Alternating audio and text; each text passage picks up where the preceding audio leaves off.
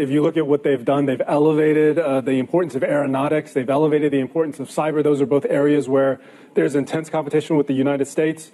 I think that's probably the driving force. There's obviously another factor here is we've seen a big turnover in the defense arena in terms of personnel. We had the defense minister removed. The head of the strategic support force that is being now removed, that person has not been seen for a while either. And so there is some political sort of things happening underneath all this as well.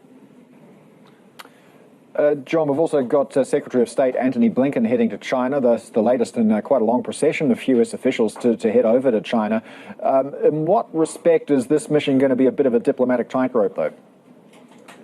So on one hand, Secretary Blinken is making this trip because of the meeting between President Xi and Biden in San Francisco, and they are trying to continue the sort of detente that has come out of that meeting, out of APEC at the end of last year.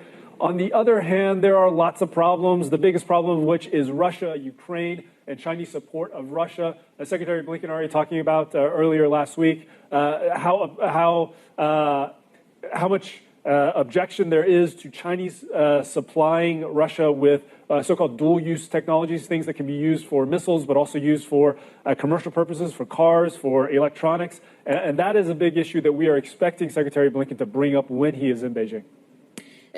And again, it really comes back down to that sort of competition and returning to that idea of China's military. Do we have clarity, as you mentioned, these personnel changes and people that haven't been seen in public for a while? Have we got clarity on who really is leading these key positions in China's military at this point in time? And also, because there's been that question in the past of China being prepared in terms of weapons, but strategically not ready either for combat.